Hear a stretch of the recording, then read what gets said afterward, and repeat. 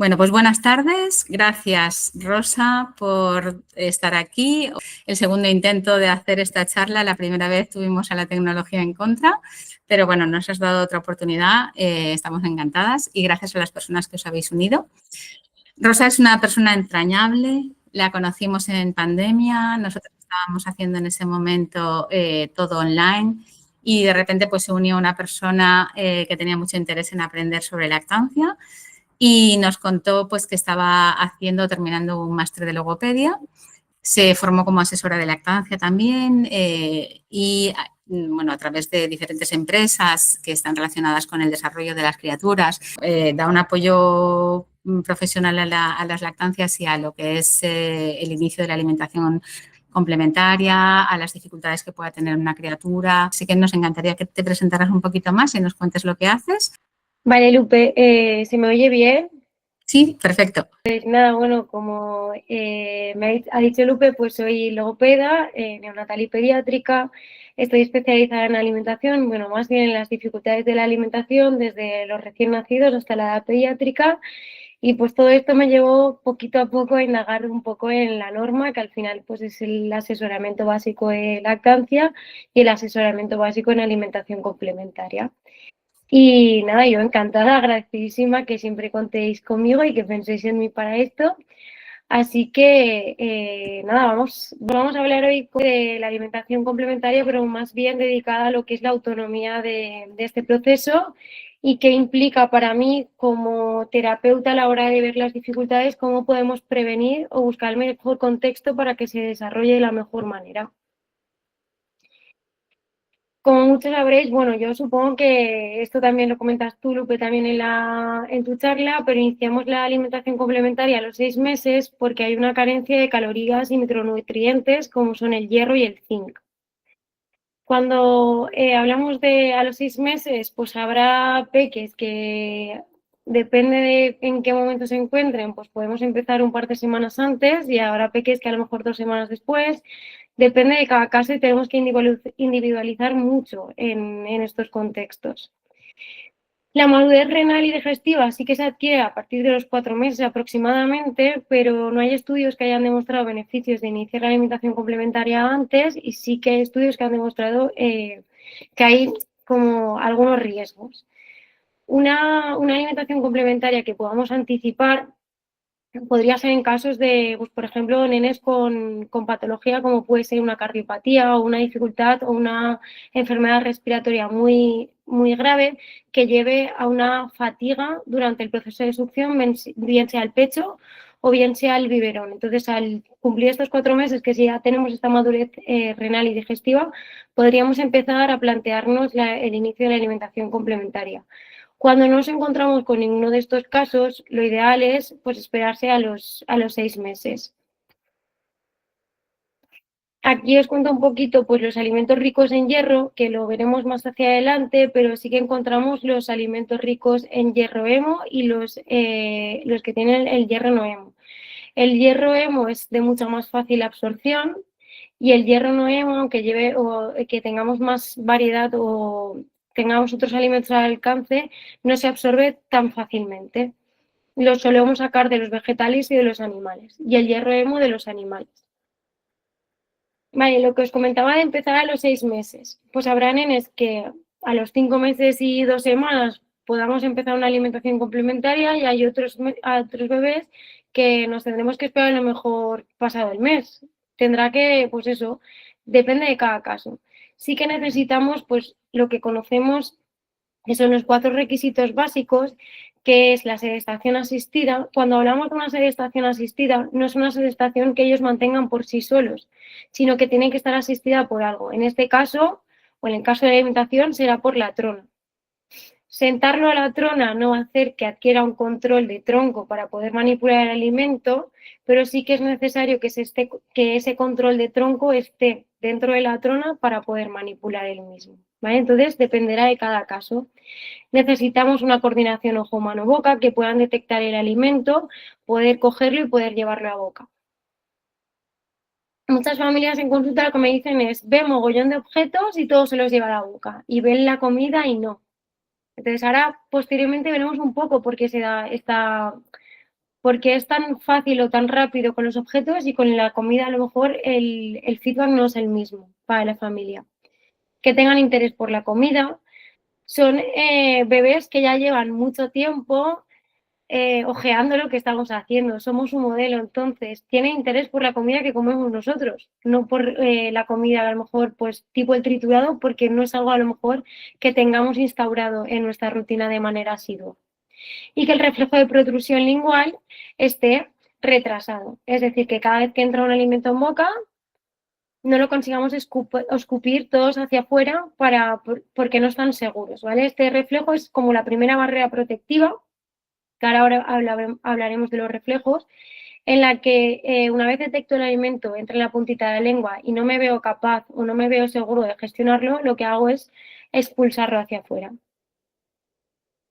Los reflejos orales. Hablamos de reflejos adaptativos y de reflejos de protección. Cuando hablamos de reflejos adaptativos, que encontramos los de búsqueda, los de succión, los de deglución o la de la protrusión lingual, sobre todo quiero que entendáis el reflejo de succión para explicaros cómo funciona la alimentación en la cabeza de nuestros bebés.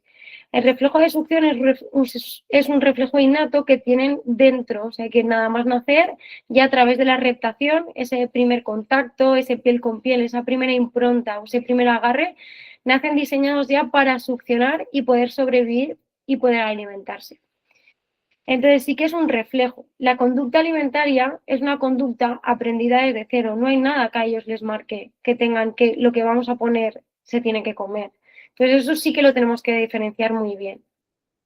El reflejo de protrusión lingual, que es el que os hablaba antes, es un reflejo que se adapta, que está presente en los primeros meses, pero que luego va como cayendo, desapareciendo o adaptándose a las exigencias del entorno, que en este caso sean las exigencias de alimentación del entorno. Entonces, cuando vamos a empezar esa alimentación complementaria, ese reflejo tiene que ir como apagando, disminuyendo. Y luego están los reflejos de protección, que son los que más a las familias les dan como miedo al inicio de la alimentación complementaria, que son ese reflejo de vómito y ese reflejo de tos o esa arcada durante la alimentación complementaria. Son reflejos protectivos. ¿Eso qué quiere decir? Que están ahí o tienen que estar presentes para poder protegernos de algún atragantamiento, ¿vale? O de una asfixia. Entonces, cuando aparecen es buena señal. Otra cosa es que aparezcan con mucha frecuencia o mucha asiduidad o durante mucho tiempo. Pues un bebé a lo mejor con 10 meses o 11 que estés introduciendo el alimento y todavía siga teniendo esos reflejos de arcada. O que cada vez que entra un poquito de alimento hay un reflejo de arcada y luego tos. Entonces ahí sí que tendríamos que ver qué es lo que está pasando. Pero en el proceso natural del aprendizaje hay bebés que comen y no hay ningún problema o no aparecen casi reflejos de protección, pero hay otros que sí y forma parte de ese aprendizaje. Da un poquito como de miedo porque cuando hay un reflejo de arcada en el que buscan poco a poco sacar el alimento, porque el alimento está dentro de la boca cuando hay un reflejo de arcada. Siempre está pues en la parte final de la boca, pero todavía no ha entrado a la vía respiratoria, es decir, no se está atragantando el bebé. Lo que pasa es que, claro, al intentar sacarlo un poquito más afuera para poder expulsarlo o volver a masticarlo y tragarlo, la arcada es como silenciosa, es como... Y a las familias como que les da mucho como miedo, porque es como al estar en silencio y no pasa nada, son como unos segundos muy, muy agobiantes. Pero es bueno que aparezcan porque quiere decir que está resolviendo esa dificultad de gestión en boca. El reflejo de vómito puede aparecer o bien porque me he puesto un trozo muy grande y nos estamos enviando señales a nuestro cerebro de esto no entra o no cabe aquí, tienes que sacarlo, o porque hay un alimento más pequeñito que antes de llegar a masticarlo todo lo que debemos o de amasarlo se nos escapa. Entonces, antes de tragarlo, porque nos hemos despistado, nos avisa de, oye, esto todavía no está preparado para tragar, tienes que darle unas cuantas vueltas más. Que no se desencadena el reflejo de vómito o se desencadena y se me escapa hacia atrás y entra a la vía respiratoria, se desencadena el reflejo de tos. Nosotros mismos de adultos sin querer, a lo mejor lo más típico, a lo mejor es bebiendo agua o con algún alimento polvoriento como unas rosquilletas o unos torreznos o algo que se esparza, que se disgregue muy fácilmente en la boca, nos entra el reflejo de tos. Son reflejos que no dependen, o sea, los podemos provocar, podemos hacer una tos voluntaria, pero cuando entra en contacto el alimento en esas zonas se desencadenan de manera involuntaria. ¿Por qué? Porque nos protegen de ese atragantamiento. ¿Vale? Entonces, si entra el alimento en vía respiratoria, que puede o no obstruir completamente la vía aérea, normalmente la cantidad que llegamos a poner o que se llegan a poner no llega nunca a obstruir por completo esa vía respiratoria, porque ya directamente no pasaría por la boca, ya no podrían tragarlo. Pero si entra y obstruye parcialmente, a través de la tos, lo que hacen es expulsarlo.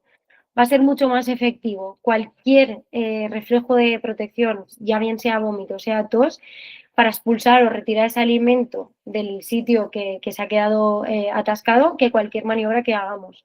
¿Por qué? Porque la tos, por ejemplo, es a través de su musculatura respiratoria, perdón, lo que hacen es, a través de una fuerza aspiratoria máxima, con el aire, lo que hacen es expulsarlo o tirar el alimento hacia afuera.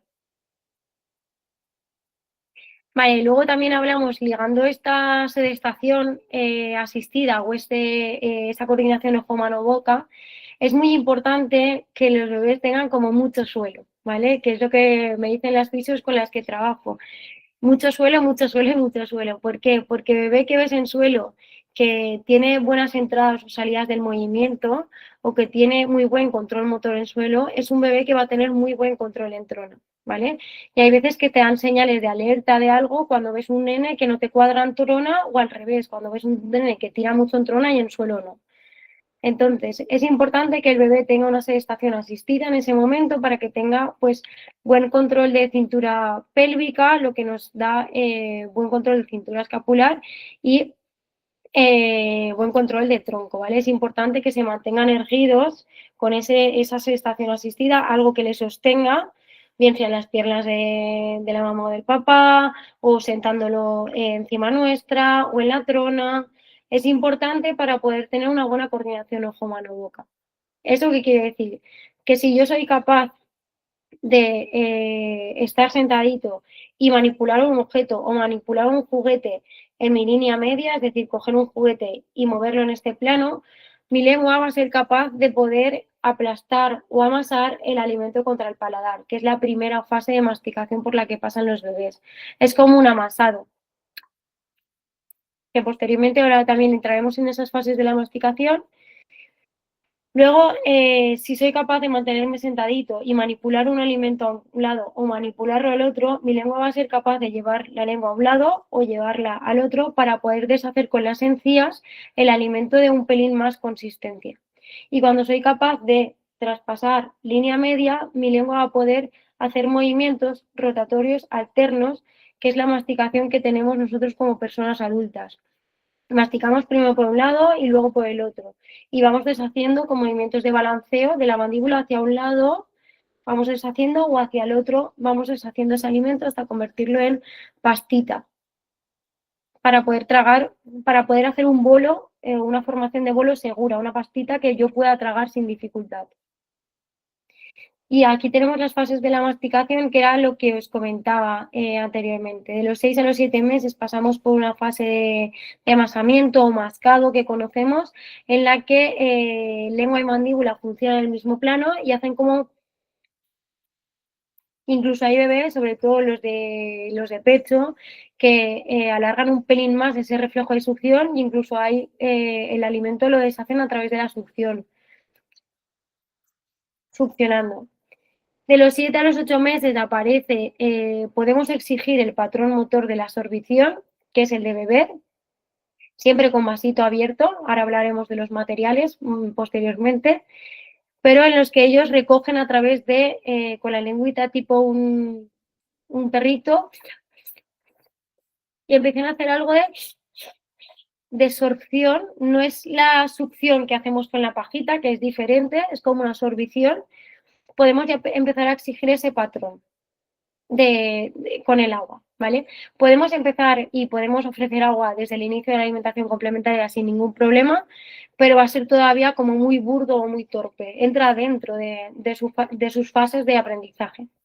De los 9 a los 12 meses, el alimento ya se lateraliza más a un lado, la mandíbula se separa mucho de la función lingual, la lengua lateraliza el alimento a un lado o lo lateraliza al otro para poder deshacerlo y la mandíbula va abriendo y cerrando. Es todavía como un poco descoordinado, pero separan ya la función. Y a partir de los 9 meses sí que ya podríamos exigir el patrón motor de succión, que es la pajita, que este patrón de succión es diferente. Cuando hablamos de succión al pecho, hablamos de un juego de presiones que hace el lactante al pecho. ¿Vale? Son los únicos que pueden, los bebés lactantes son los únicos que pueden succionar y respirar al mismo tiempo. Nosotros como personas adultas ya no podemos porque la succión ya no es a través de un juego de presiones, sino que hacemos una presión desde el estómago. Si queréis algún día probadlo y veréis como la fuerza para succionar una pajita la hacéis desde el estómago. Los bebés lactantes al pecho o al bibe lo hacen a través de un juego de presiones que se da dentro de la cavidad oral y la succión a la pajita es de una presión interna que se da desde la barriguita. Entonces, este patrón motor de pajita lo podemos empezar a exigir o podemos empezar a valorar o a testear a partir de los 9 meses. Y a partir de los 12 ya hay una transferencia del alimento de un lado al otro, que es esa masticación bilateral alterna que se ha hablado a un lado y a otro, que es súper importante. ¿Por qué? Porque nuestra articulación mandibular, que es este huesecito esta articulación que tenemos aquí, se une con el mentón. Así como nuestras muñecas funcionan por separado, la articulación derecha de la izquierda se une en el mentón. Entonces tienen que hacer la misma función a un lado que hacia el otro, porque si no, si siempre masticamos por el lado, al final lo que se crea es una simetría facial, que ya no es tanto a nivel estético, sino la disfunción que te crea a nivel de la función en sí de la masticación. Llega a ser un punto que ya llega a ser disfuncional, incómodo para el peque y para la persona en su vida adulta también.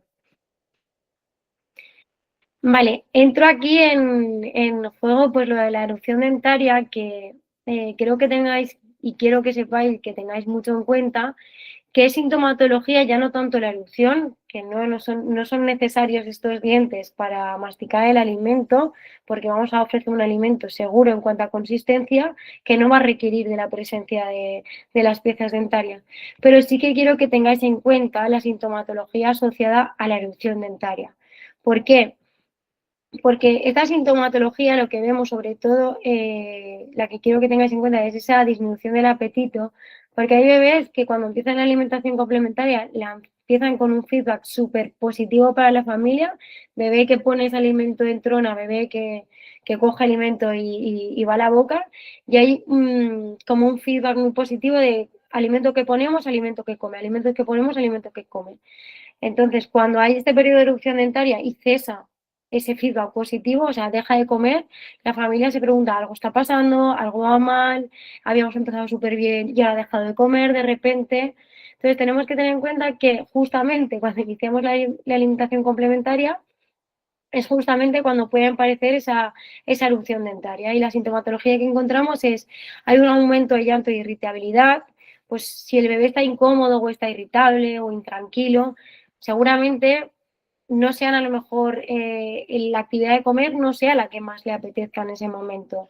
Hay un aumento de la exploración oral y quiere morder todo.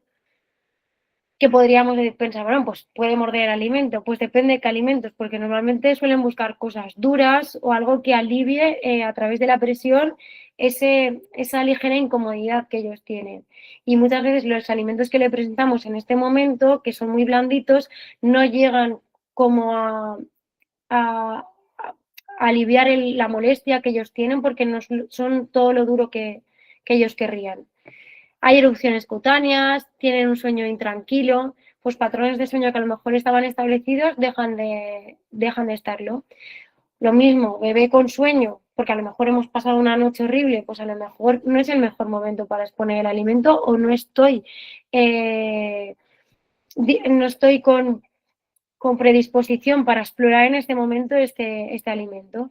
Y hay una disminución del apetito.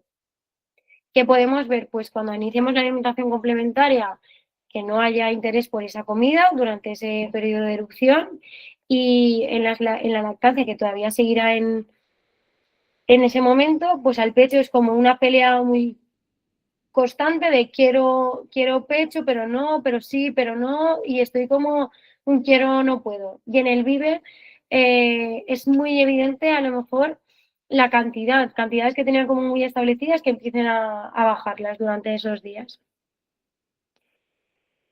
Vale, y ahora creo que esta es, que se lo comento muchas veces a Lupe, creo que esta es como la parte más importante para mí en cuanto a la alimentación complementaria. Os he comentado anteriormente que así como cuando nacen en la succión es un reflejo innato, que hay algo dentro de ellos que ya nacen prediseñados para hacer la alimentación, no. La alimentación es una conducta aprendida, que tienen que aprender desde cero, que tiene muchas connotaciones culturales y muchas expectativas por parte de la familia. No se come igual aquí que en la India y no se come igual aquí en casa Pepe que en casa María. Entonces, es súper importante que tengamos en cuenta estas cosas a la hora de iniciar la alimentación complementaria. ¿Por qué? Porque es una actividad que incluye los 8 sentidos que tenemos, ¿vale? A nivel interoceptivo tenemos que tener al bebé, el bebé tiene que detectar sus señales de hambre y saciedad. No podemos poner al bebé con hambre en la trona, porque él no va a identificar ese alimento como alimento principal. Su alimento principal hasta el año de vida va a seguir siendo su lactancia materna y en su defecto su lactancia artificial. ¿Vale? Entonces eso sí que es súper importante. Una cosa, cuando digo un bebé con hambre, al principio sí que tenemos que asegurar esas tomas. A medida que vamos avanzando, pues cada familia irá regulando. Pues bueno, ya tenemos como una exposición, por ejemplo, a la hora de comer la tenemos súper establecida y come pues X cantidad. Pues podemos, por ejemplo, ofrecerle primero la comida y luego el pecho. Tenemos que ir viendo, pero al principio, pues durante los 2, 3 primeros meses, sí que tenemos que asegurar esa toma de lactancia. Y según vemos cada peque, según ajuste de horarios o de rutinas familiares, podemos ir variando. Lo que no podemos hacer es, uno, lo que os he dicho, sentar al bebé con hambre, os va a pedir salir y va a aguantar menos en esa trona porque va a pedir su alimento, que él sabe cuál es, que es la leche. Y por otra parte, si él a nivel interoceptivo detecta que no ha comido, pues realmente, claro, es lo que os digo, no va a querer, o sea, no va a querer comer lo que tiene en el plato, ¿vale? Va a pedir su alimento principal que él o ella saben que son su alimento principal.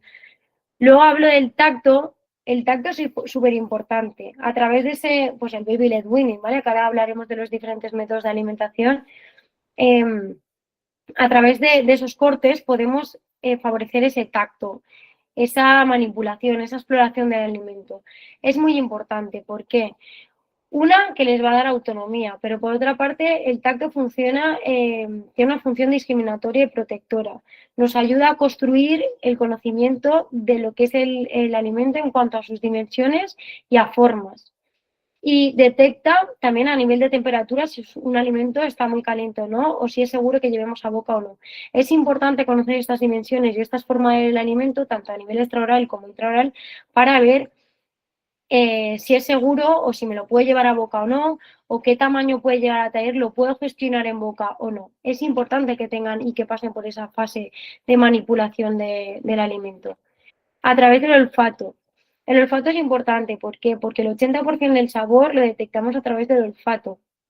Cuando estamos acatarrados o tenemos mucha congestión nasal, no detectamos el sabor de los alimentos. Es por eso, porque el parte del sabor, la gran mayoría del sabor, lo detectamos a partir del olfato. A nivel vestibular, es importante que tengan esa sedestación asistida para poder tener, pues poder estar en trona y poder tener esa coordinación de ojo, mano, boca para poder manipular esos alimentos. A nivel de audición, hay nenes que ya están oyendo o que oyen los cacharros de la cocina y ya están como emocionados. Ya viene algo que me gusta, que es el alimento. El gusto. Tenemos el periodo, al inicio es súper curioso porque al inicio el inicio de la alimentación complementaria coincide con el periodo sensible al gusto, que es todas las preferencias gustativas se aprenden a través, o sea, se aprenden a través de la exposición en ese momento. Es decir, porque el sabor que más predomina hasta los 6 meses es ese sabor dulce que viene a través de la leche, y a partir de esos 6 meses ese periodo es sensible al resto de gustos, que es ese sabor ácido, el amargo, el salado y el umami, ¿vale? Entonces, ¿cómo afectaría el método tradicional a este periodo sensible? Pues los triturados siempre acaban teniendo como un poco el mismo sabor. Los triturados de fruta, como mezclamos tantas frutas, siempre tienen como el mismo sabor. O los triturados de pescado y carne son 2 o 3 verduras con carne, 2 o 3 verduras con pescado. Y al final como que se enmascara mucho ahí el sabor y no nos da esa información de sabor. A nivel de visión, detectamos tablero. Yo siempre os digo que al iniciar la alimentación complementaria, que es tablero, fuera platos y cubiertos al principio, y que en el propio tablero haya el alimento y que haga el contraste con la base del tablero y los colores del alimento, porque les va a llamar mucho más la atención. Lo mismo con el triturado. Al final siempre llegan a tener así como el mismo color, y los alimentos tienen un mogollón de variación de colores. Hay una gama infinita de coloración que les llama la atención y les incita a explorar ese alimento. Y a nivel propioceptivo, es súper importante que los bebés detecten los alimentos en boca. Muchas familias me dicen, es que se pone un trozo tan grande en boca. Bueno, vale, vamos a ver cómo gestiona ese alimento grande en boca. Cuanto más grande, más detecto y más voy a ser capaz de expulsar, porque antes la alarma me va a saltar antes de, oye, esto no te cabe en la boca, es muy grande, no lo podemos masticar para poder tragar, o por lo menos todo este trozo. Entonces, no temáis a ese trozo grande, van a sacarlo mucho más antes que un trozo pequeño. Es importante que detectemos por qué, porque no masticamos igual o no preparamos igual un trozo de ternera que un trozo de tortilla. Es decir, no masticamos el mismo número de veces un trozo de ternera que una tortilla. O no masticamos igual de duro o de fuerte un trozo de pan duro que un trozo de tortilla. O no cuesta igual de unificar una galleta o una rosquilleta en boca que a lo mejor no sé, que una patata, por ejemplo, o un aguacate que tiene mogollón de grasa.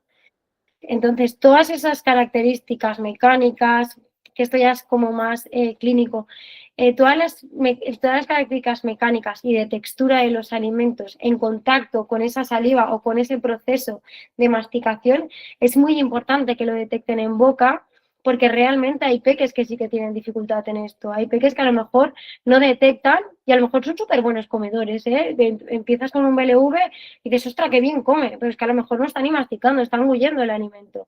Pues evidentemente no está notando todas estas características. O sea, no puedes masticar igual, no puedes engullir igual un trozo de carne de pollo que un trozo de patata. O sea, no tiene el mismo procesamiento, no necesitamos la misma fuerza, no necesitamos el mismo proceso de masticación. Súper importante, esto es la alimentación complementaria. Y ahora vamos un poco a qué tipo de alimentos de alimentación complementaria queremos o tenemos o disponemos o queremos llevar a cabo. Hay, como conocemos así, 4, que es el Baby Led Weaning, que es el BLV, la modificación, que es el Bliss, pero que ahora contamos un poco cómo es esa modificación y realmente qué conlleva. El método tradicional, que es a través de triturados, y el método mixto. Os hablaré de qué diferencias encontramos en cada método y qué deben tener todos en común. El método tradicional, a mí hay veces que no tenemos otra, porque yo, por ejemplo, que trabajo con nenes con dificultad, hay muchas veces que el momento inicial y a nivel nutricional no nos queda otra que introducir con un triturador. Pero es la diferencia entre una alimentación complementaria a través de un BLV, las diferencias que encontramos es que es el adulto quien controla la cantidad, la calidad, el ritmo y la duración de la comida. Entonces, para mí, como os he comentado antes, es una actividad tan compleja que ya no tanto la cantidad, pero el que no respetemos el ritmo de aprendizaje de ese bebé es lo que más me echa para atrás de este método. Entonces, dificultades que a lo mejor podemos llegar a tener, pues que para mí es la preparación de comidas es diferente a la familia y hay familias que se lo ven como mucho más hecho. Pues yo prefiero hervir en una olla, lo pongo todo a hervir, el pucherito y luego lo trituro y me lo congelo y voy sacando. Y hay otras familias que se les hace un mundo porque piensan, jolín, pues si yo como hoy, no sé, revuelto de calabacín o una tortilla de calabacín o calabacín en sí a la plancha. Para mí es mucho más fácil hacer el corte de BLV, cocinarlo al igual que lo cocinamos nosotros y ofrecerle al peque. Entonces tenemos que encontrar como un mix entre la familia que tenemos delante, qué es lo que quiere llegar qué tipo de alimentación quiere llevar a cabo, qué rutina tienen, qué disponibilidad, es muy importante. Pero que una de las cosas, así como a nivel general, es una preparación de comidas diferente a la familia. Hay una dificultad para reconocer las señales de saciedad por parte del bebé, porque como que con el triturado tenemos muy marcado, no, hay un tarrito de 120 y desde que empezamos hasta que termino yo sé que se come 120. De hecho, esto en sesión clínica me pasa muchas veces cuando empezamos con nenes con dificultad, que no nos queda otra que empezar con el tritu, una vez empezamos a aumentar de consistencia, las familias muchas veces lo que te refieren es eso.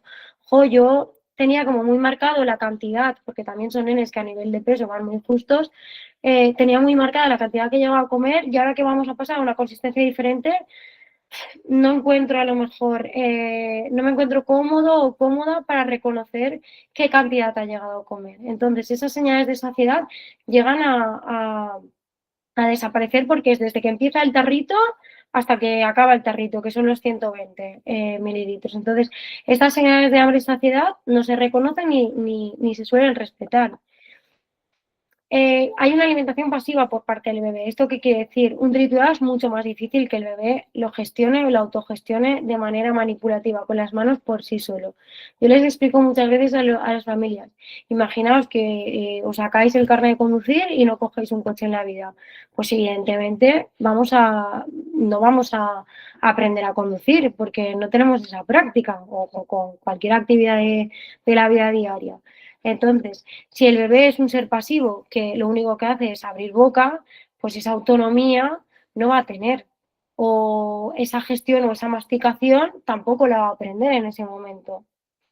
Y hay problemas de frustración familiar por expectativas muy altas relacionadas con la alimentación, sobre todo pues con la cantidad. Porque es como te tienes que comer esto y realmente pues depende del día, depende del bebé, cada día o cada bebé será diferente. Entonces, sí que tenemos que respetar muchas veces, pues, qué cantidad quiere llegar a comer el bebé. El baby led weaning, a mí lo que me gusta, bueno, me encanta verlos, o sea, la autonomía que tienen es brutal y cómo sorprenden todavía más, es increíble poder llegar a verlos. Pero es el bebé quien controla qué come, cuánto come y sobre todo, para mí es súper importante el ritmo de aprendizaje de cada bebé. El adulto es el encargado de preparar el alimento que sea adecuado a nivel nutricional y que tenga esa seguridad alimentaria, que ahora hablaremos del tipo de consistencia y del tipo de corte. ¿Qué inconvenientes podemos llegar a ver? Pues la suciedad o el desperdicio. Sí que es verdad. Para mí desperdicio no tanto, ¿vale? Porque realmente si cogemos la premisa de lo que comemos nosotros es lo que come el bebé, pues realmente no, porque de lo que comemos sacamos. Y suciedad, pues sí, depende, ¿eh? Hay bebés súper pulcros y hay bebés como más que guarrean o se ensucian un poco más. ¿Que nos pilla de cara al verano? Genial, porque luego una ducha. ¿Que nos pilla de cara al invierno y eso es un poco más farragoso? A lo mejor, pues oye, lo hemos duchado esta mañana y a lo mejor hoy no tocaba ducha, pues a lo mejor es un poco más difícil en cuanto a rutina y tiempo familiar. Pero bueno, pues con un pañito de agua limpiamos y ya está. O con los baberitos, que ahora hablaremos de los baberitos porque a mí me gusta que sean, pues, incluso os diría que los de tela de toda la vida, porque estos plásticos que sí, que son súper fáciles de lavar, pero son como súper grandes y están ahí no ves bebé a veces, es todo plástico y no encuentras el bebé. Incluso os diría a lo mejor una camiseta ya vieja o grande o que no sea de mucha calidad, que la pongamos encima y que sea 2 o 3 camisetas que siempre utilicemos para que coman, que de tela básica, que ellos vayan cómodos, que les dé libertad de movimiento. Tenemos que tener disponibilidad de tiempo para que el bebé explore los alimentos. Pues bueno, si la rutina o la dinámica familiar nos lo permite, bebé come cuando nosotros estamos comiendo. En el momento que se acaba la comida, recogemos todo y Santas Pascuas. Y por la tarde más o mañana más. Se detectaron déficits nutricionales en bebé con retraso del crecimiento, ¿vale? Pero esto al final no llegó tampoco a demostrarse en sí. Entonces, sí que tenemos que tener en cuenta que si tenemos un retraso en el crecimiento, que a lo mejor tenemos que ir mucho más al loro, a lo mejor qué cantidad está comiendo o qué no, pero os recuerdo otra vez, el alimento principal seguirá siendo su lactancia, entonces tampoco tiene mucho sentido. Dificultades para percibir el consumo de los alimentos. Aquí sí, pero que también podemos ir ofreciendo poco a poco para que el bebé, aunque explore, caiga, vuelva a caer, se le caiga ahí dentro y lo busque. Sí que podemos ofrecer como paulatinamente para que si se cae en el tablero que vuelva a buscar y vuelva a reorientar la atención a ese alimento para poder llevarlo a boca. Pero realmente, repito lo mismo, no es la cantidad lo que queremos es que interaccione o interactúe con ese alimento y pueda llegar a tener un buen procesado en boca, ¿vale? Y una buena relación con la comida. No es tanto averiguar qué consumo. Oye, pues hoy se ha comido un higo entero o se ha comido 20 gramos de pollo. No es, o por lo menos en el inicio de cantidades hablaremos a lo mejor a partir del año y de gramos en sí. Pero en ese momento del inicio de la alimentación complementaria no es importante. De hecho, yo para mí es de lo primero que digo en consulta. Olvidaros, por favor, de la cantidad. No es importante la cantidad. O sea, que los papis intenten ahí hacer como mucha conciencia de cantidad fuera, cantidad fuera, cantidad fuera, porque al final no disfrutáis del proceso tampoco. ¿Qué beneficios tiene? Pues hay una mayor probabilidad de que les guste más variedad de alimentos. Eso no quiere decir que hagamos un baby led weaning y que sea un bebé que no nos vaya a rechazar alimentos y que al revés, que hagamos un triturado y el bebé luego rechace todo. Podemos encontrar situaciones infinitas, pero sí que es verdad que evidentemente si en el periodo sensible al gusto y durante el periodo que yo tengo esa ventana en la que voy a desarrollar todas esas habilidades motoras orales para masticar un alimento, me incluyen una variedad grande, pues evidentemente en un futuro voy a tener mayor probabilidad de que esa variedad vuelva a repetirse o esté en mi dieta. Disminuye los problemas de aversión y selectividad alimentar, pues lo que os he comentado antes. Podemos encontrar de todo, pero normalmente sí que es verdad que con este tipo de método ves bebés que comen, tienen una variedad muy grande. Pero que la variedad también tiene que estar dentro de la dieta familiar, ¿eh? Y esto ahí, el foco de la variedad alimentar, eso recae en la familia, yo siempre lo digo. Destrezas y competencias motoras globales, finas y motoras orales. Si yo tengo el alimento y me tengo que gestionar yo con mis manos para poder llevarlo a cabo, o con trocitos a través de la pinza, o tengo que aprender cómo masticar una patata o cómo masticar un trozo de pollo, pues evidentemente voy a tener un proceso motor, tanto de motor de manos como de motor oral, mucho más desarrollado que otro en el que a lo mejor lo único que tiene introducido en boca es un triturado y lo único que le pida es y tragar. O sea, recojo y trago, recojo y trago. No hago un procesado o una trituración de este alimento en boca. Hay beneficios nutricionales a largo plazo y hay una participación activa del niño en la comida. Esto quiere decir pues, que vamos a tener seguramente al año un señor en la mesa o una señorita en la mesa. ¿Por qué? Porque son bebés muy autónomos en cuanto a la comida. El Bliss, que es la modificación en que en verdad no llegó a demostrarse, se trata de una versión modificada del BLV por si lo leéis y tal, para que tengáis toda la información en la mesa, que sigue las mismas premisas, pero con algunas modificaciones, que es introducir un alimento en cada comida rico en hierro, por la dificultad en la absorción del hierro que comentábamos al inicio de la presentación, que al final iniciamos la alimentación complementaria por esa caída de hierro. Hay una mejor la absorción de hierro con alimentos ricos en vitamina C y ácido cítrico. Entonces, en cada comida tendría que haber un alimento rico en hierro, un alimento rico en vitamina C y un alimento rico a nivel kilocalórico. Tendremos que garantizar una buena oferta de nutrientes, ofreciendo de 3 a 5 alimentos diferentes en cada comida y que tendríamos que ofrecerlo uno después del otro. Entonces, y también evitar inhibidores de absorción del hierro en las mismas comidas. No se llega a demostrar, sobre todo en los bebés lactantes de pecho, porque, bueno, alimentos que dificulten o inhiben la absorción del hierro, pues uno de los más comunes que conocemos es el lácteo, pero en la lactancia materna no se demostró que dificultaba esa absorción de hierro. Entonces, realmente calcular la cantidad que llegan a comer o sustituir una toma de pecho por una de alimento para asegurar esa ingesta, pues yo la verdad es que no soy muy partidaria y es complicado. Me lo planteo a lo mejor o algunas premisas, sobre todo en algunos bebés que sí que tengamos este déficit de hierro como muy marcado, pero que va muy ligada o esta modificación o estas premisas a que si realmente hay una dificultad en hierro haya una suplementación y poder acompañar a través de la alimentación ese tratamiento a través de la suplementación, ¿vale? Entonces, no me gusta que haya una sustitución de la toma por el alimento y realmente la cantidad que llega a comer es muy difícil de ver para que tú te asegures que cada comida tenga que comer ese alimento rico en hierro, ese alimento rico a nivel kilocalórico y ese alimento rico en vitamina C para absorber el hierro. Entonces, hablaremos del plato más adelante, el plato que buscamos, pero no es el momento de buscar un plato como como muy rígido, de tiene que tener esto, esto y esto. Y luego el método mixto, que según, pues yo me lo planteo siempre según la dinámica familiar. Se trata de la combinación o de una manera de exponer los alimentos o de otra.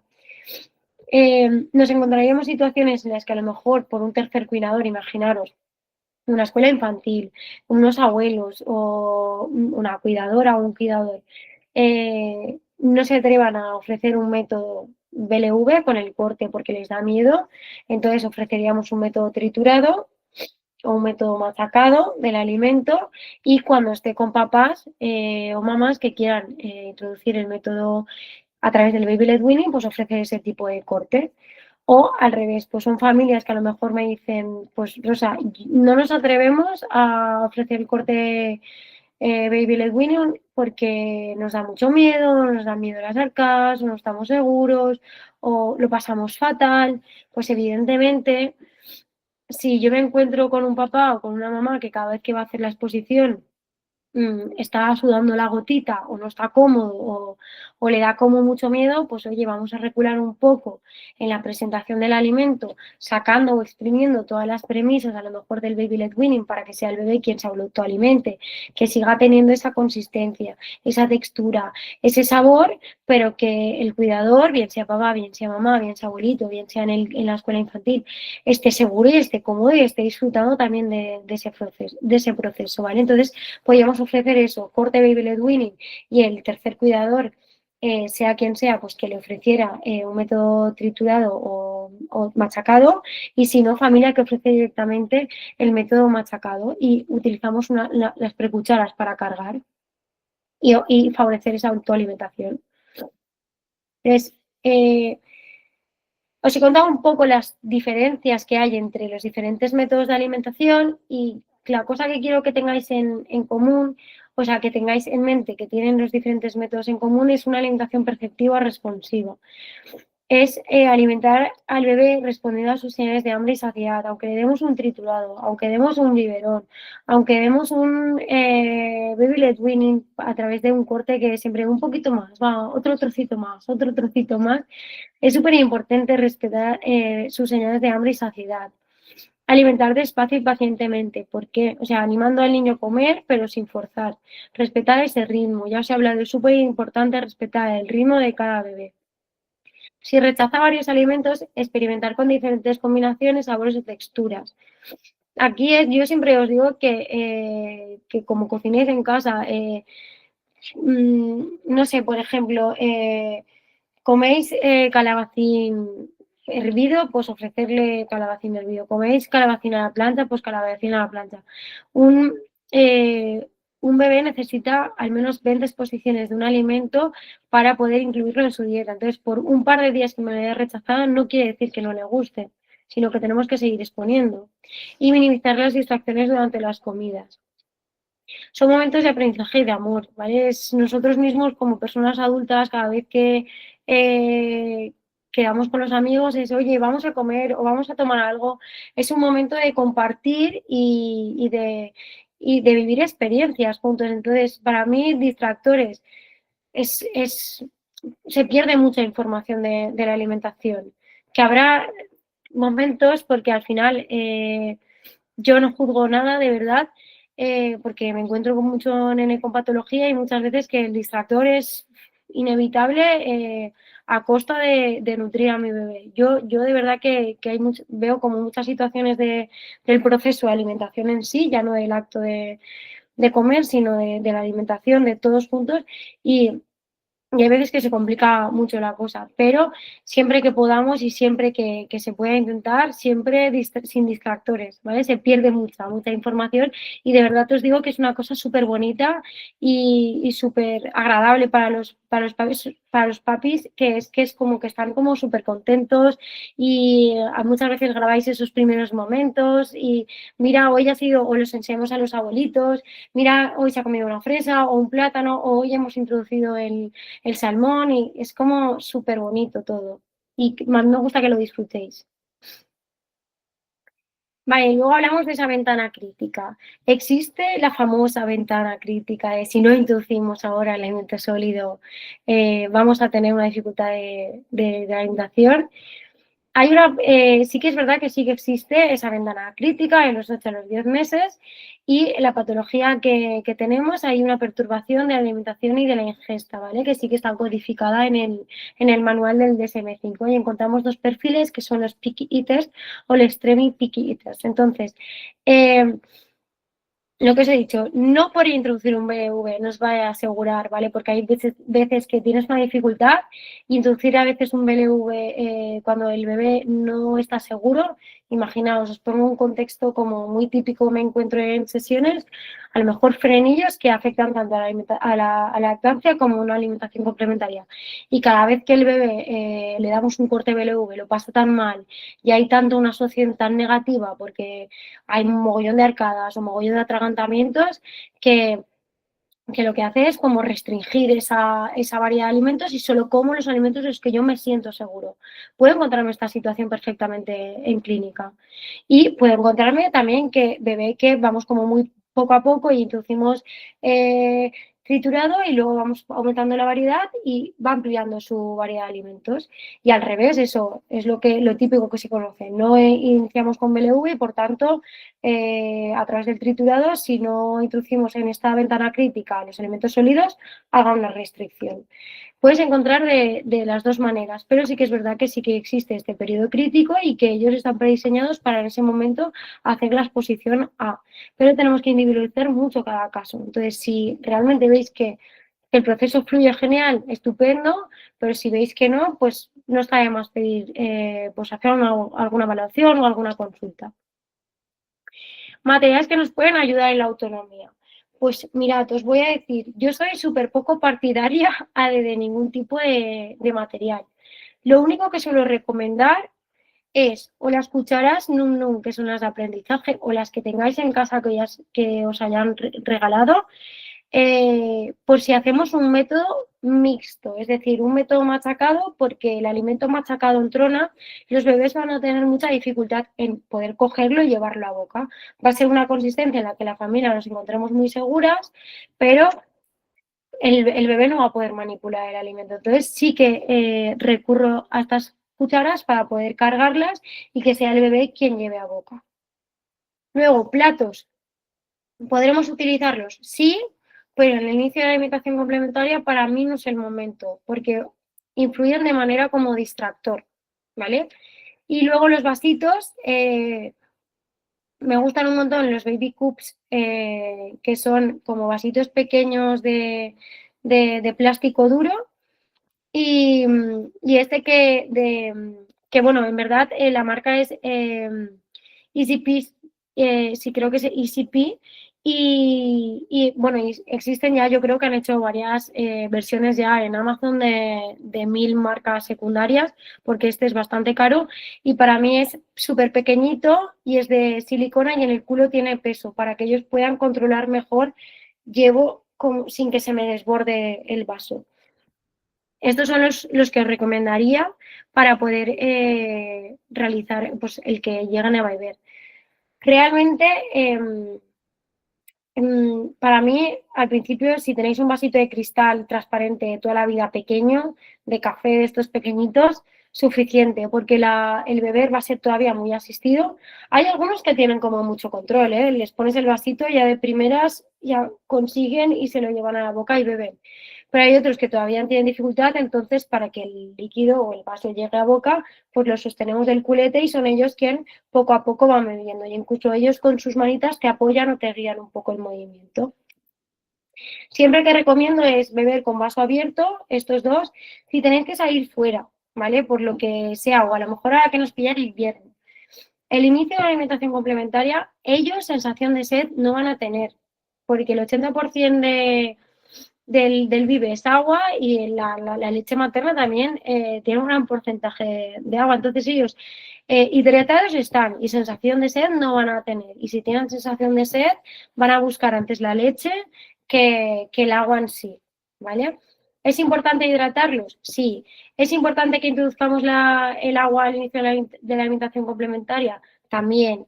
Pero cuando salgamos fuera de casa, con 6 meses, básicamente, no os van a pedir, oye mamá, oye papá, quiero agua. No, no vais a encontrar esta situación. Pero si queréis llevar agua fuera de casa, podéis llevar cualquier objeto, o sea, cualquier utensilio o material que os sirva para darle el agua. Pueden ser botellitas de pitorro, pueden ser biberones estos de morder, pueden ser... Lo que no me gusta mucho es que sea un biberón como tal de succión. Eso sí que no me gusta tanto. Pueden ser... puede ser botellita y llévate el vaso para ofrecerle, no hay ningún problema. Lo que más os cómodo sea. De hecho, hay algunas, o incluso cuando vamos a la escuela infantil, que siempre piden botellas cerradas, hay unas que abrimos y tienen como no es el vasito incorporado, pero como la apertura del vasito para que ellos beban de por sí solo. El patrón que yo quiero es un patrón de vaso abierto, que es el que van a utilizar de manera adulta. Los vasos 360, los antiderrames, no me gustan para nada, porque cuando tienes que hacer como una presión en la encía para quitar la ventosa y que caiga el agua, es una cosa súper difícil. Y los biberones en sí tampoco tampoco me gustan porque para beber yo voy a buscar un patrón de sorbición y no de succión. Entonces prefiero siempre su material principal va a seguir siendo el vaso abierto y cuando salgáis por ahí podéis llevar o las botellas de vaso abierto o una botella con su vasito o una botella de pitorro o un biberón de estos de tetina de silicona o tetina dura que pueda caer un poco y que ellos ya controlen más el trago, eso sí, pero según cada familia vea y se ajuste. Y los platos, como os he dicho, van a hacer papel, pero no es el momento. A lo mejor más de cara a los de 10, 11, 12 meses podemos introducir el plato. Pero al principio para mí es como, dependerá también de cada bebé, ¿eh? Porque hay algunos que enseguida tienen súper asolido de esto se pone aquí y esto es para comer y como mucha cantidad, entonces podemos introducir el plato como ya ir perfeccionando, perfilando esa alimentación o ese acto de comer, pero me gusta alargar bastante trozo en tablero de trona y que ellos cojan y no se despisten y la atención esté sobre el alimento y no en el plato. Tema materiales, otros materiales, ¿vale? Lo que os he contado de los pechitos. Estos pechitos al principio sirven bastante, o sea, ellos los llevan y no se manchan, pero lo que cae aquí dentro del cuenco, realmente un bebé a los 6 meses identifica que algo se ha caído ahí dentro y va a buscarlo y volver a sacarlo. Puedes encontrarte, pero es raro. A lo mejor a los 9, que ya dominan más la pinza, ya son más conscientes de todo, pues sí que son muy factible que caiga ahí y con la pinza, con los deditos lo cojan y se lo lleven.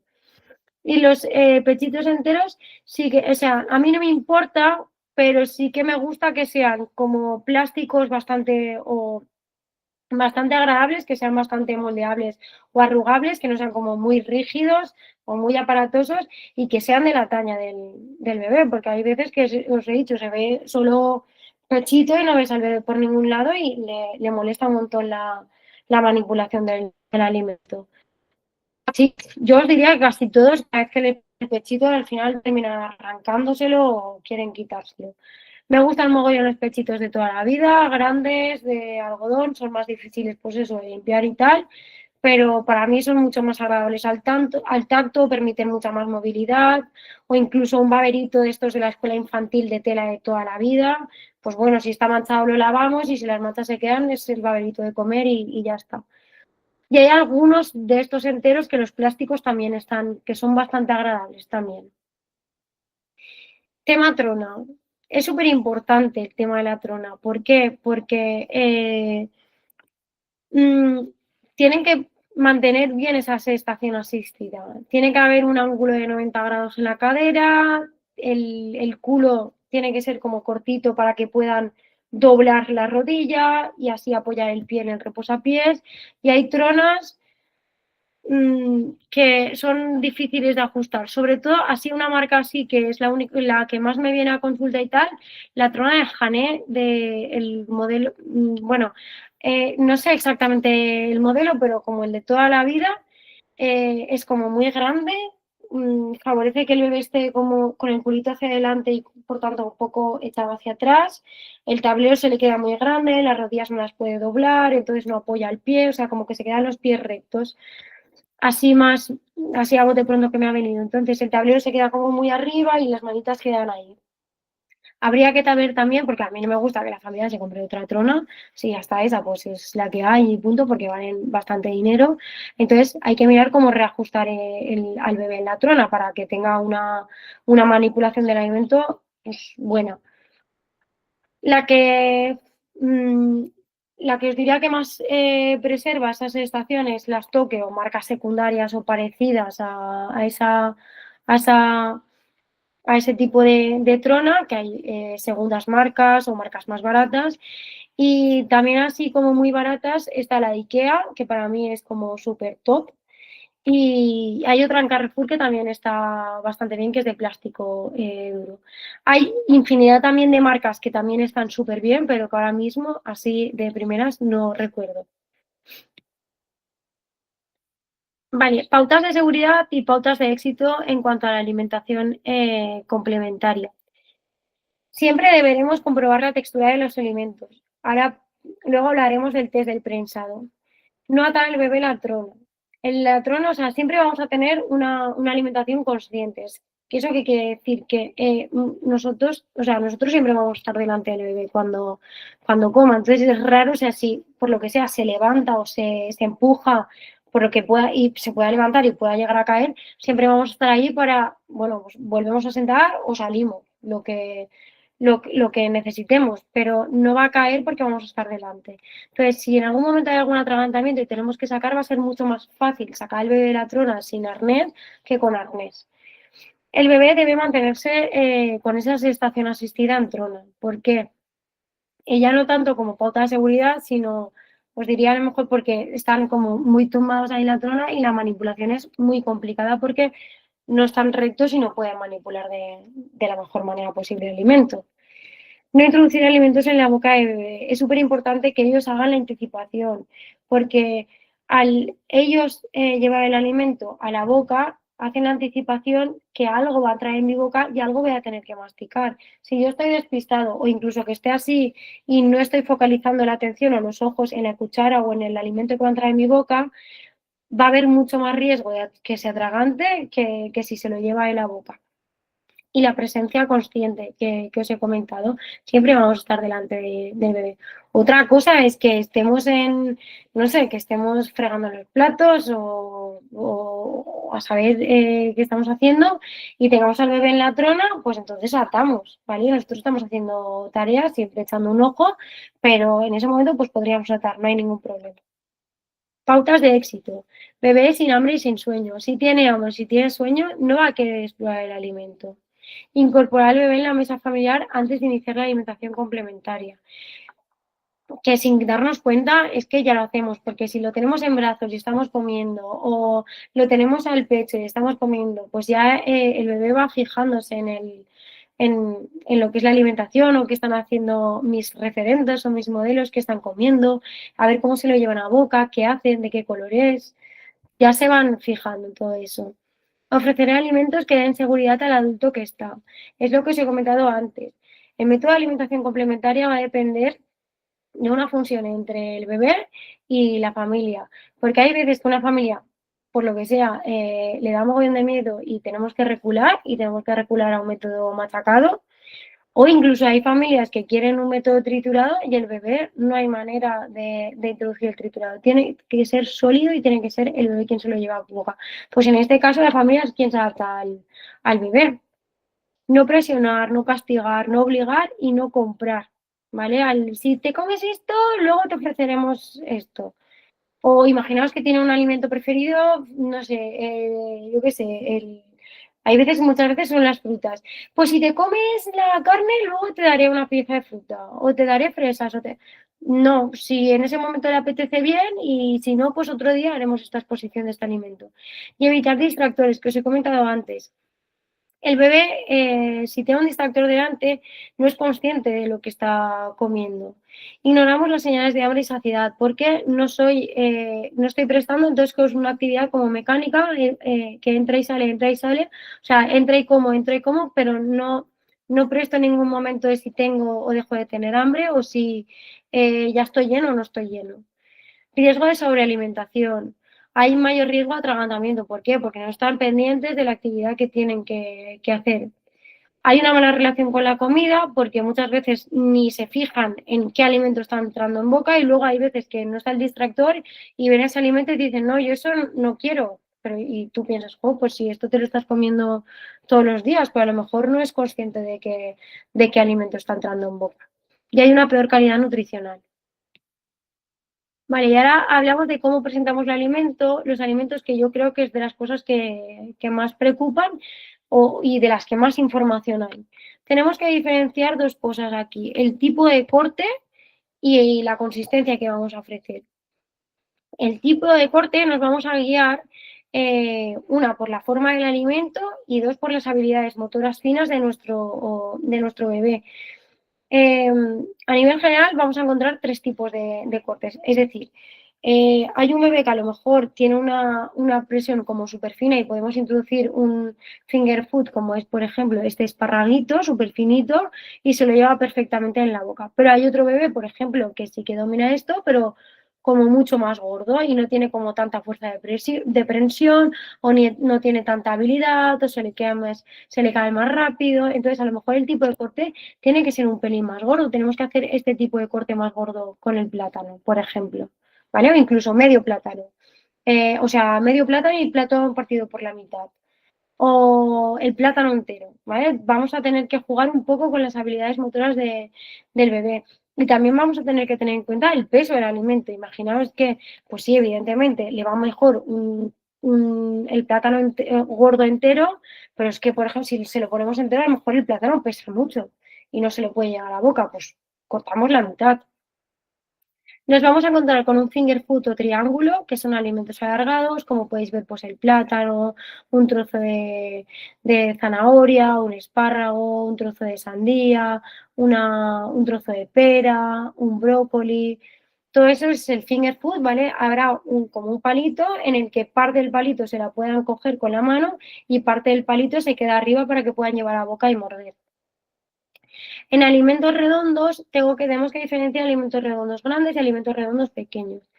Los alimentos redondos grandes los podéis ofrecer enteros, imaginaos una manzana al horno. La podemos ofrecer entera y que el bebé lo coja y lo vaya chupeteando.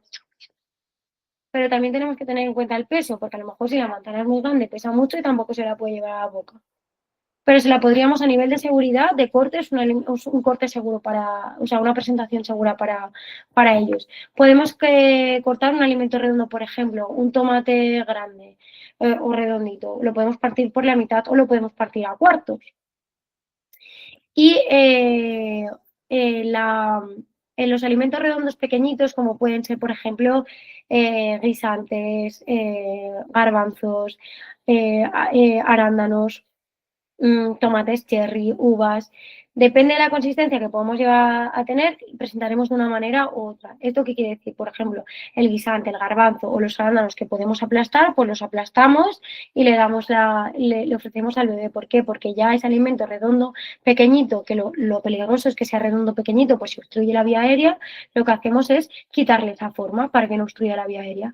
Y a lo mejor alimentos que no podemos aplastar, no podemos machacar, como puede ser un tomate cherry o una uva, tendríamos que cortarla o presentarla a cuartos.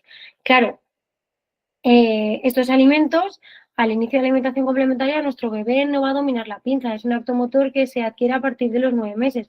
Hay algunos que a lo mejor a los 8 ya tienen esa pinza y lo dominan perfectamente, pero no es típico que o sea, evidentemente a los 6 meses no va a dominar la pinza, entonces a lo mejor no es un alimento que en formato BLV introduciríamos en ese momento. O imaginaos que queremos introducir el arándano y hacemos tortitas de avena con plátano y arándanos, pues ahí podríamos introducir sin ningún problema. Pero si queremos utilizar el alimento en sí con ese tipo de corte, no sería el momento a lo mejor al inicio de la alimentación complementaria.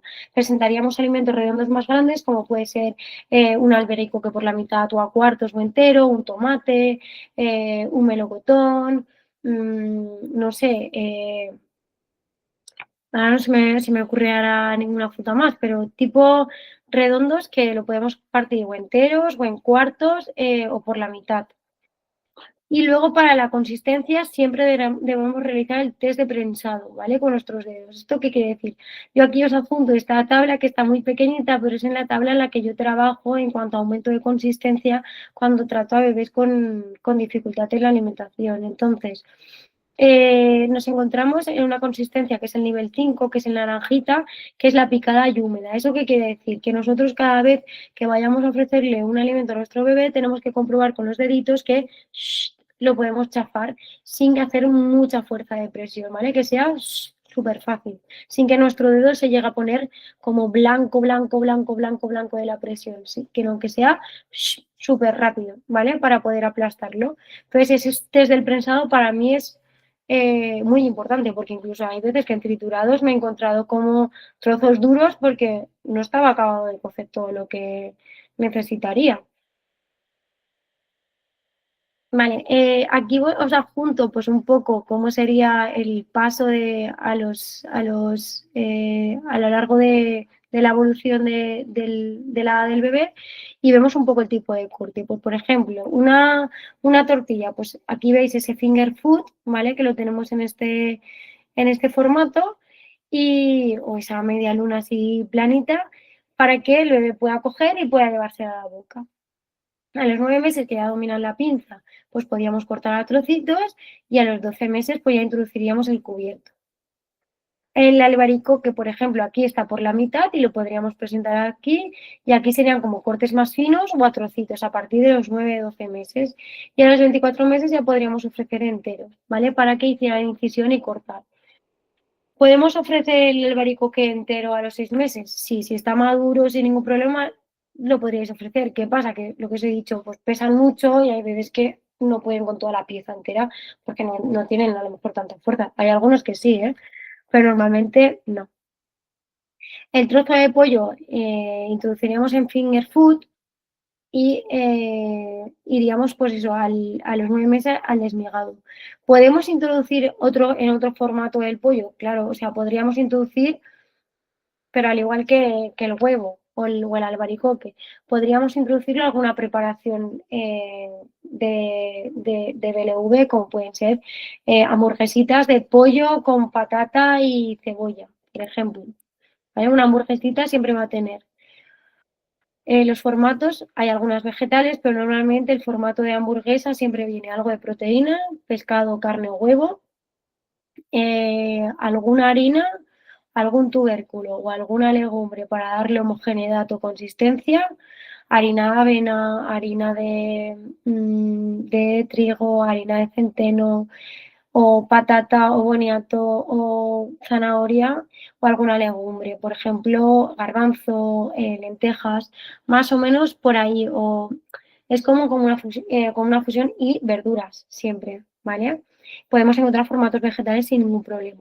Podíais presentarlo tal cual o en algún formato de hamburguesita de pollo o de pavo o de cerdo o de ternera o de caballo, por ejemplo, con harina de avena o harina de trigo o arroz o quinoa y un poco de patata o un poco de boniato y cebolla y puerro, por ejemplo.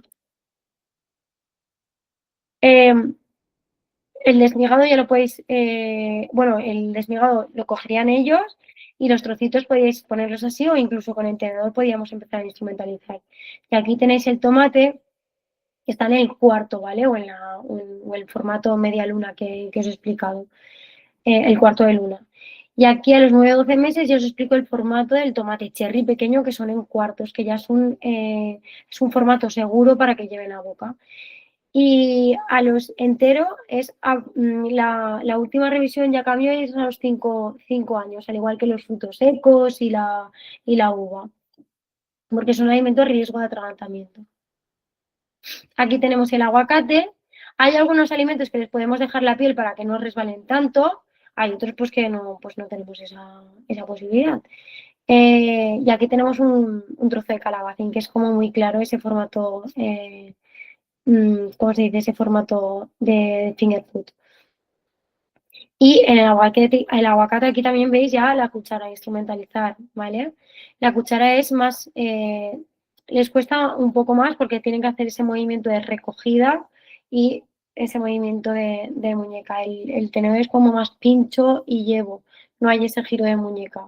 O muchas veces pincho y llevo. Entonces el movimiento que hacen es rotación de aquí, ¿vale? No de muñeca. Entonces son movimientos como más precisos o más finos y podemos siempre empezar a practicar con alimentos que se adhieran a la cuchara, es decir, imaginaos pues un caldito, unas lentejas, pues no sería a lo mejor lo ideal, pero un aguacate, un yogur, sería bastante factible que empezamos a practicar por ahí. Y aquí con el calabacín igual, los 9 meses trocitos. ¿Qué grupos de alimentos podemos introducir? Pues podemos introducir todos los grupos de alimentos. ¿Qué excepciones tenemos que tener en cuenta? Pues las hortalizas de hoja verde, porque tienen alto contenido de nitratos, como son las espinacas, las acelgas, la borraja, la remolacha, la lechuga y el apio. El pescado de tamaño grande, porque tiene alto contenido de mercurio, como es el pez espada, atún rojo, el emperador, el tiburón y el lucio. Cuando pongo atún rojo, ¿podemos introducir el atún blanco? Pues a nivel nutricional sí que se podría porque no tienen tanto alto contenido en mercurio, pero las latas tienen mucho alto contenido en sal, entonces tampoco podríamos introducirlo. Ah, uy, ahora por qué no. Ah, vale. Los crustáceos, que son de la familia del marisco, tienen alto contenido en cadmio, entonces lo que no podemos, el cuerpo de cangrejo no podemos introducirlo y cabezas de gambas, langostinos tampoco. Sobre todo me refiero pues a esos caldos que se hacen con, sobre todo fumet, que es el caldo del marisco, pues alguna fideuá, que a lo mejor, pues eso está cocinado con sal, pero a lo mejor la abuelita hace algún caldo o en casa solemos hacer caldo de marisco para hacer algún arroz, pues tampoco podríamos ofrecerle. Carne de caza tampoco podemos ofrecer porque tiene alto contenido en plomo. Y en cuanto al arroz, el arroz sí, pero la bebida de arroz y las tortitas de arroz no, porque tiene alto contenido en arsénico. Entonces, os lo digo porque a lo mejor la tortita de arroz no es tan típica por el tipo de consistencia que tiene, que es mucho más dura y no, como familia no pensamos en introducir, pero algunas bebidas vegetales sí, porque a veces para porrida de avena o para alguna tortita o para a lo mejor alguna bechamel me han pedido. El arroz no, la bebida de arroz no sería conveniente. Sí que podemos introducir otras bebidas vegetales como puede ser la avena, la de coco, la almendra, la de la avellana, siempre en sus versiones sin azúcar, ¿vale?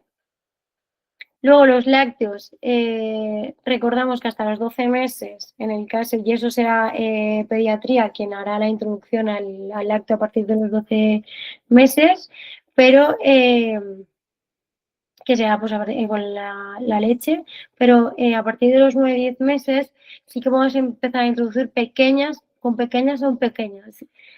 cantidades de leche, de yogur fresco, hay de yogur natural y queso fresco sin sal, ¿vale?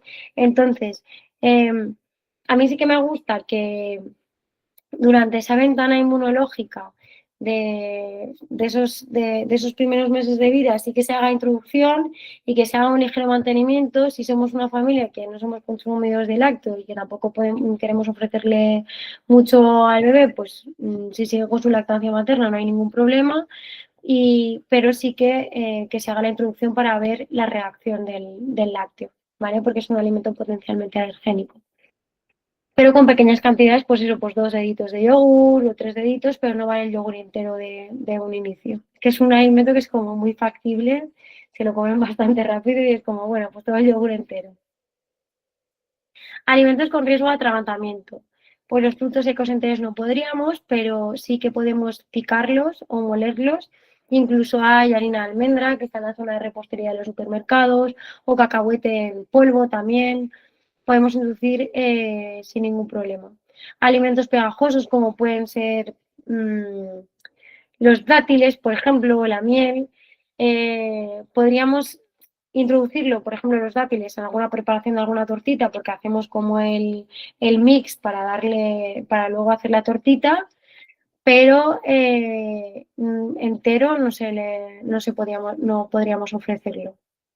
Algunas frutas o verduras crudas, como es la manzana o la zanahoria, tampoco, aunque ahora que viene la temporada de manzanas, hay algunas manzanas que están duras y ralladas podríamos introducir en alguna preparación, en alguna tortita o con el yogur de coco podríamos introducir o algún porridge de avena podríamos introducir sin ningún problema. Alimentos esféricos o cortados en forma de moneda tampoco, ya hemos hablado del tipo de corte, tienen que ser finger food, triángulo, redondos grandes por la mitad o sea, cuartos o media luna, ¿vale? O cuarto de luna. Y alimentos fibrosos de consistencia gomosa tampoco podríamos. Pues, por ejemplo, un alimento fibroso es, por ejemplo, la carne de ternera o la carne de caballo. Hay algunos bebés que os diría que sí que si la ternera está muy bien cocinada y el tipo de corte, o sea, que le presentamos esa contrafibra, sí que consiguen deshacerlo y se lo gestionan bastante bien. Pero sí que tiene que estar como muy, muy, muy bien cocinada y que se deshaga para que lleguen a sacar hilitos, hilitos, hilitos y se lo puedan llegar a comer. Incluso o que esté como bastante dura y que sirva como mecánico duro, que ellos vayan comiendo a un lado, vayan comiendo al otro, sacando el jugo, pero sin llegar a cortar el trozo.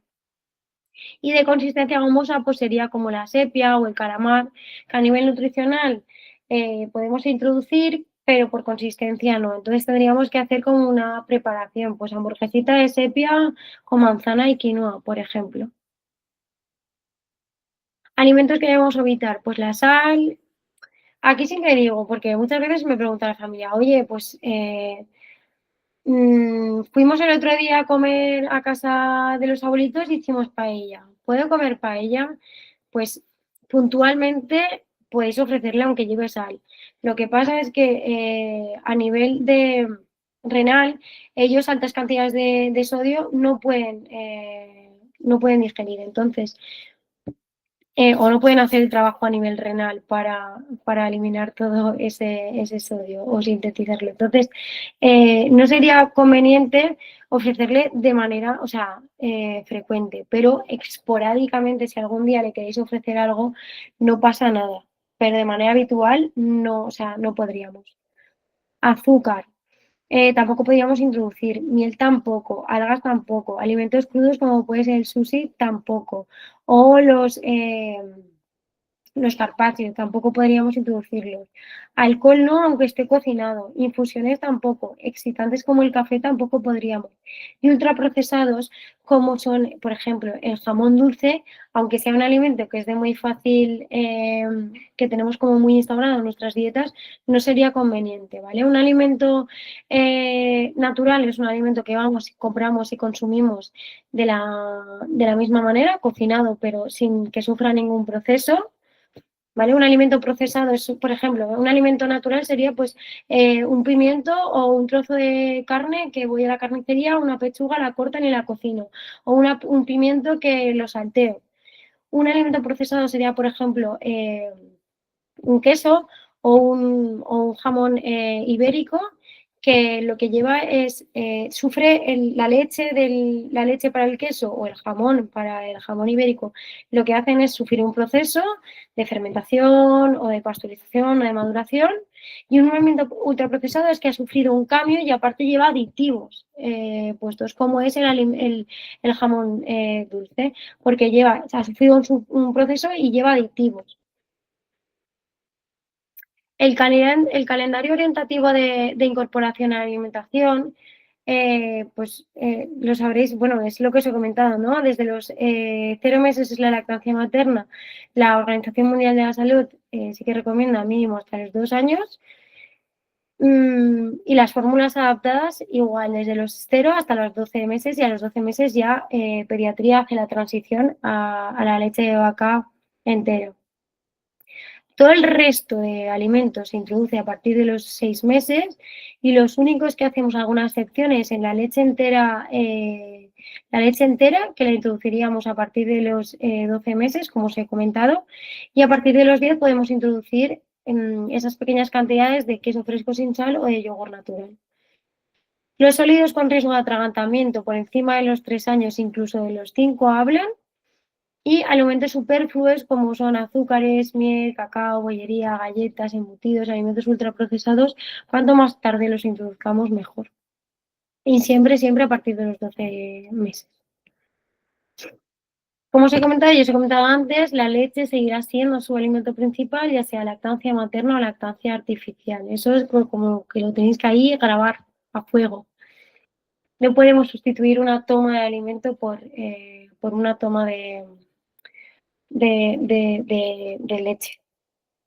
Los requerimientos nutricionales, os voy a hablar un poco más de los porcentajes, pero así por encima, porque al principio no me gusta para nada que lo tengáis en mente. Y hablamos, pues bueno, a partir de los 6 a los 12 meses hablamos de unos 30 gramos en crudo y 60-70 cocidos de legumbres, que es requerimientos nutricionales siempre en cuanto os hablo de la proteína, ¿vale? Y siguen siendo los mismos hasta los 3 años. Lo que es la carne, bien sea de pollo o de pavo, que son carnes blancas, o carnes rojas, hablamos de 30-35 gramos, y de pescado igual, de 30-35 gramos.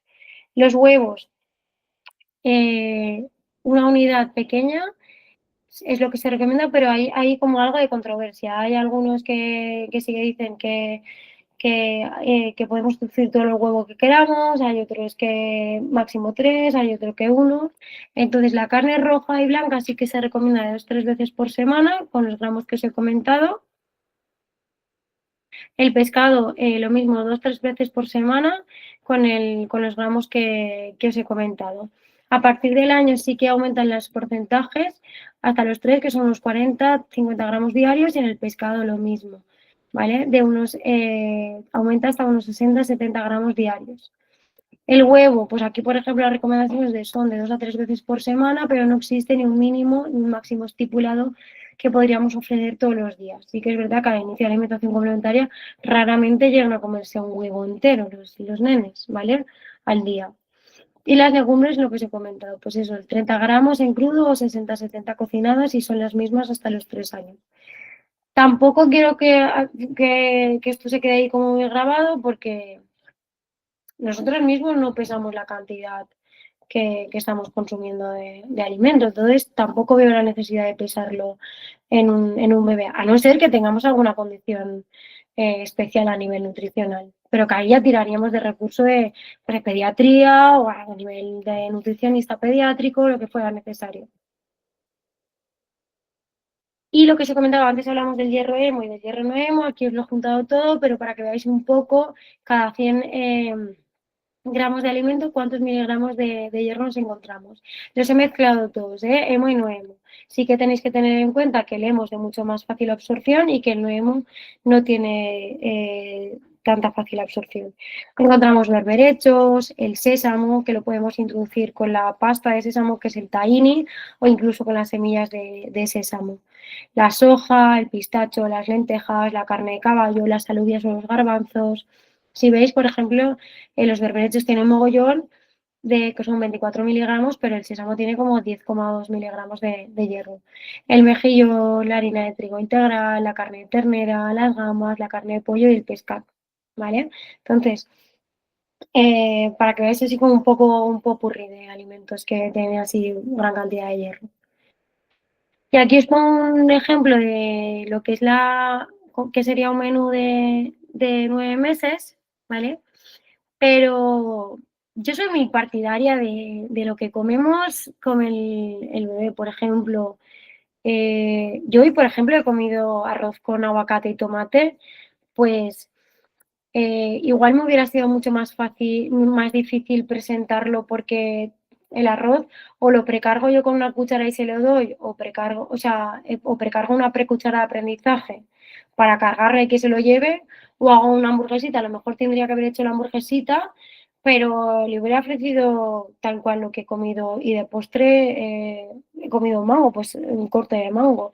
O para almorzar he comido hoy que ha sido huevo y anacardos, pues hubiera el huevo y lo hubiera rebozado con el polvo o el anacardo picado, por ejemplo. Pues os pongo un ejemplo de un día, ¿vale? Hay patata, brócoli, zanahoria, tortilla francesa y fruta fresca. Aquí veis, pues la tortilla sería la proteína, aquí tendríamos pues esa parte de hidrato que es la patata y la zanahoria y la parte de verdura que sería el brócoli. Y luego fruta fresca de temporada. Pone varias semanas, como la semana 1, la semana 2, la semana 3. Aquí hablaríamos de la exposición de la comida, por ejemplo, pero un bebé, que ahora os hablaré de qué cantidad y cuánto número de exposiciones podemos ofrecer, pero os pongo otra. Aquí hay picadillo de patata y col y tiras de pollo asado. Siempre vamos a tener, que hablaremos ahora luego, como el plato Harvard, que es el que tenemos, esa parte de hidrato, bien sea a través de cereal o tubérculo o legumbre, esa parte de proteína animal o proteína vegetal, que también puede ser la legumbre, y esa parte vegetal. Siempre vamos a movernos en este modo. Al inicio de la alimentación complementaria no busquéis tanto este plato perfecto. La cosa es ir incorporando pues progresivamente y paulatinamente alimentos, siempre que sean de vuestra dieta mejor, porque son los alimentos que vais a tener más al alcance. Siempre poniendo foco en el adulto. Oye, en casa comemos gran variedad. Tenemos vegetales en nuestra dieta, hay proteína animal, tenemos legumbres, comemos cereales. Tenemos que poner ahí, yo el foco lo pondría sobre todo en el adulto, ¿vale? Y luego lo que os hablaba del plato de Harvard es, pues siempre bebemos agua, siempre le ponemos aceite de oliva, tenemos esa parte vegetal, la fruta, siempre esa parte de proteína y esa parte de cereales que puede ser, hablamos ya más de hidrato de carbono, pues a lo mejor esa parte de tubérculos, cereal o legumbre, ¿vale? Que la legumbre pues tiene esa parte de hidrato de carbono, pero también tiene esa parte de proteína vegetal. ¿Qué cantidad debe tomar el bebé? Pues la cantidad es a lo mejor que yo espero de los 6 a los 8 meses, pues es como que tengáis a modo de referencia, pero ya os he dicho que para mí la cantidad no es importante. Hay días, hay momentos, hay bebés, entonces tampoco nos podemos regir mucho, pero es mínima, ¿vale? Es como media fresa, un culín de plátano y 2 cucharadas sopera de porridge de avena. Y a medida que vamos de los 6 a los 8 meses, de los 6 a los 8 meses, yo sí que espero unas 2 o 3 comidas al día, mínimo 2 a poder ser, porque es difícil, pues bueno, cuadrar o ajustar horarios, o como también está muy presente todavía esas tomas, no están, o sea, esas tomas de pecho o de vive, no es difícil a lo mejor acoplar esa exposición. De los 9 a los 12 meses, pues ya espero de 3 a 4 exposiciones al día y aumento un poco la cantidad. Y de los 12 a los 24 meses sí que espero de 3 a 4 comidas al día, pues sería a lo mejor almuerzo, merienda y cena, con 1 o 2 meriendas o tentempiés, que serían pues desayuno y merienda. Siempre pues variamos 3 comidas o 4 y 1 o 2 meriendas. Vale, a ver si, porque os he puesto antes el ejemplo de los menús y hablamos de las alergias alimentarias. ¿Qué nos puede producir alergia alimentaria? Cualquier tipo de alimento puede producirnos alergia alimentaria. Pero los alérgenos que comúnmente conocemos son huevo, leche de vaca, frutos secos, fruta de la familia rosácea, pescado, marisco, legumbres y cereales. Entonces, ¿qué nos queda? Pues nos quedan algunas frutas, carnes y vegetales, ¿no? O verduras, hortalizas. Entonces, preguntas frecuentes que suelen aparecer en consulta. ¿Qué es la alergia? La alergia es una reacción de nuestro sistema inmune a la proteína del alimento. Entonces, entre el mismo grupo de alimentos, por ejemplo, imaginaros las legumbres. Sí, entre las mismas legumbres, la proteína, o sea, las proteínas comparten mucha similitud. Entonces, cuando vayamos a hacer la exposición, ahora os hablaremos de los días de exposición, cuanto más tarde, o sea, si no hacemos una reacción a las lentejas, hablando de las legumbres, es raro, ¿vale?, que hagamos una reacción a los garbanzos o a los guisantes, digamos, porque entre ellas, entre alimentos del mismo grupo alimentario, comparten mucha similitud de proteína. Entonces, sí, pues, ahora no puedo pasar, sí, vale, entonces, por eso es lo que explico de la proteína, ¿vale? Es una reacción de nuestro sistema inmune a la proteína de ese alimento. ¿Por qué os digo esto? Porque si vamos a introducir, porque ahora hablaremos de los días de introducción, pero son esos 3 días de exposición al alimento, imaginaos lentejas, lunes, martes y miércoles, dijéramos. El garbanzo ya no haría falta que hiciéramos esa introducción de 3 días, porque es lo que os he dicho, si no hemos reaccionado a la proteína de la lenteja, es súper raro que hagamos una reacción a la proteína del garbanzo. Y si hiciéramos así, nos tiraríamos, bueno, hasta casi prácticamente el año de vida para introducir todos los alimentos. ¿Cuándo y cómo introducir los alimentos alérgicos? Siempre se recomienda al inicio de la alimentación complementaria. ¿Por qué? Porque no se ha demostrado que alargar o retrasar la introducción de los alimentos potencialmente alergénicos vaya a prevenir la aparición de esa alergia y sí que se han demostrado beneficios. El objetivo es introducir y mantener la tolerancia inmunológica de estos alimentos. Entonces, ¿cuándo los introducimos? Al inicio de la alimentación complementaria. ¿En qué momento del día? Durante el día, nunca durante la noche, porque por la reacción, si la reacción aparece durante la noche, a lo mejor no estamos tan atentos o no podemos observar esa reacción. Siempre de cara al día. ¿Y cómo los introducimos? Pues eso, el primer alimento de cada grupo alimentario potencialmente alergénico se introducirá esos 3 días, ¿vale?, consecutivos. Y una vez introducido ese alimento, por ejemplo, pues la merluza, pues una vez introducida la merluza, o el salmón, pues una vez introducido el salmón 3 días, el próximo pescado con un día de introducción será suficiente, ¿vale? ¿Y qué tipo de alergias tenemos? Para ver qué sintomatología podemos observar. Tenemos las alergias medidas por IgE, que observamos las tres condiciones de los tres palos de donde podemos sacar la sintomatología de la alergia. Serán reacciones cutáneas, respiratorias y digestivas. Entonces, podremos encontrar pues urticaria, ¿vale? Que son los pequeños ronchones o abones por todo el cuerpo, el angioedema, vómitos, pero son vómitos como súper exagerados, como 6 o 7 vómitos en cascada. Diarrea, rechazo al alimento, broncoespasmos, shock anafiláctico, rinoconjuntivitis o el síndrome de alergia oral. ¿Vale? Y son como las más bruscas, ¿por qué? Porque son de las, a partir de las, inmediatamente tras la ingesta, de las 2 a las 24 horas. Y las alergias no medidas por, bueno, estas alergias sí que se pueden medir con el prick test, que es el típico test que nos hacen a través de los puntitos, o con una analítica de sangre. Y las alergias no medidas por IgE, que son mucho más tardías, tardan mucho más en aparecer, no se pueden medir a través del prick test o ni con analítica de sangre, sino se realizan pruebas de retirada y provocación del alimento. Siempre esto es derivación a pediatría y pediatría alergología.